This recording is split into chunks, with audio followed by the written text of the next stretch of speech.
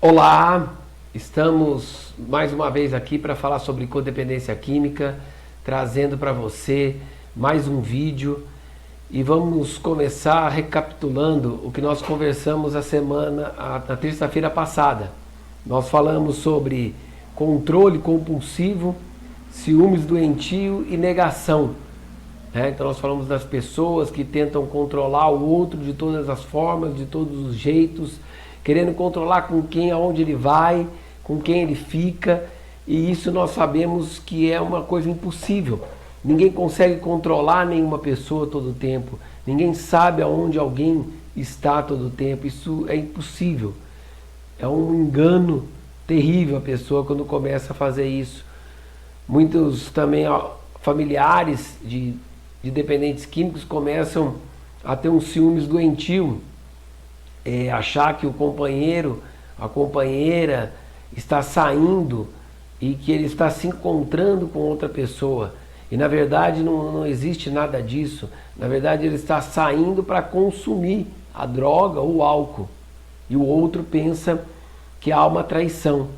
Ou, por último, nós falamos da negação, que é quando, apesar de tudo parecer que o dependente químico está mal, que ele não está bem, o familiar sempre vai dizer que é uma fase, que isso logo passa e que isso é apenas um tempo ruim que ele está passando. Então, nós vamos ver sempre esse tipo de característica de comportamento. E eu sei disso porque muitas pessoas, às vezes, chegavam na minha mãe e falavam para ela que eu tinha algum problema e ela negava. E eu conversei já com várias famílias que pessoas chegavam até ele e conversavam: olha, você tem um problema, nós estamos achando que você está sofrendo muito com seu filho, ou com sua esposa, ou com a sua esposa, e a pessoa fala que não, que está tudo bem e que não tem nada. Então nós sabemos que isso acontece. Então, e é uma consequência disso. O que acontece? Começa a dependência pelo outro. É quando a pessoa começa a sua vida a depender do outro. Eu vou contar uma história que vai ficar fácil pensar nisso. Eu conheci uma pessoa que ela era conselheira em dependência química e ela contou a minha história, a história dela, quero dizer. Ela falou que uma certa vez o marido dela estava bebendo muito e eles se davam muito mal, e ela vivia falando para ele: olha, tudo está dando errado porque você bebe, você atrapalha a minha vida, você não consegue mais, eu não consigo mais viver por causa disso. E ele não parava de beber. E ela pegou e abandonou, falou: não dá mais, eu vou embora, eu não consigo mais conviver com você. E ela foi embora. E ela foi embora, ele parou de beber. Ele parou de beber, ela voltou. Só que ela viu que aconteceu o quê? Ela continuou com os mesmos comportamentos. Só que agora ela não tinha justificativa para os comportamentos dela. A justificativa para os comportamentos dela antes eram quais? Era porque o outro bebia. É porque o outro não prestava. É porque o outro fazia errado. É muito fácil a gente colocar a culpa dos nossos comportamentos, dos nossos sentimentos nas outras pessoas. Quando na verdade nós temos que colocar a responsabilidade em cima de nós. Porque a responsabilidade da minha felicidade está em mim, não está no outro. Eu não posso colocar no outro a responsabilidade da minha felicidade. Estar bem porque o outro está bem. Estar mal porque o outro está mal. Eu não posso depender do outro desta forma. Então esse é um outro sinal. E com tudo isso também começa dentro do lar uma comunicação disfuncional. Uma comunicação que não é produtiva. Como assim produtiva? As pessoas começam a querer dizer uma coisa, pensa uma coisa e diz outra. Por descontrole emocional, por uma dificuldade em ter diálogo, elas começam a dizer coisas uma para outra, a machucar uma outra, sem pensar. Começam a falar palavras sem ter um pensamento sobre isso, sem conseguir refletir sobre o que está falando. ela fala, depois que ela falou, aí logo em seguida vem o problema.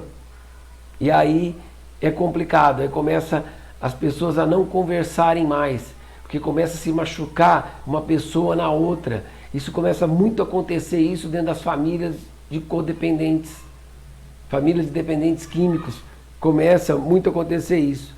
E o último sinal que nós vamos ver de todos que nós vimos são as disfunções sexuais, quer dizer, o libido, a vontade, o desejo, porque eu estou tão envolvido com o outro, com a vida do outro, com os problemas do outro, aonde o outro está indo, se ele está bem, se ele não está bem, se ele está mal, eu começo a viver muito a vida do outro e esqueço da minha vida. Então, uma mãe, por exemplo, ela passa a viver tanto a vida do filho que ela esquece do esposo, ela esquece que ela tem um companheiro, ou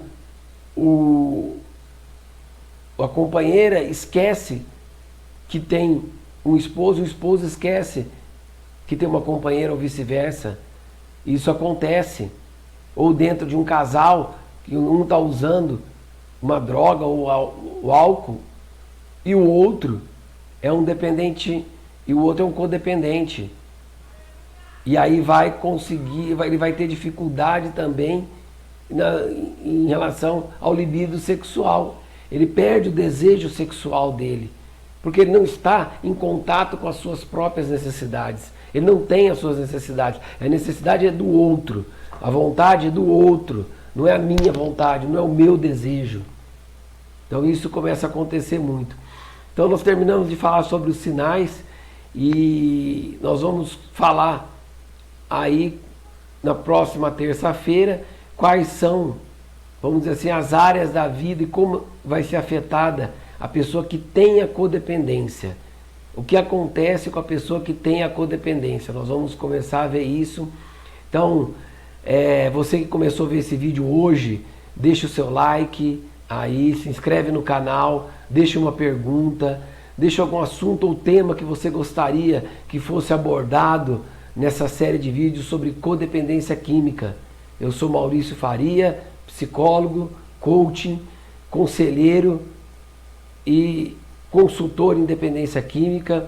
Venho trabalhando com o desenvolvimento humano em empresas, em particular, atendendo pessoas, em clínicas, em hospitais.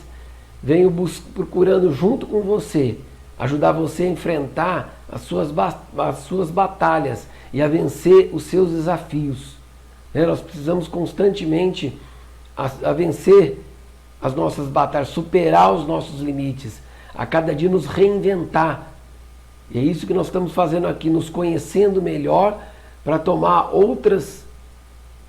ter outros comportamentos.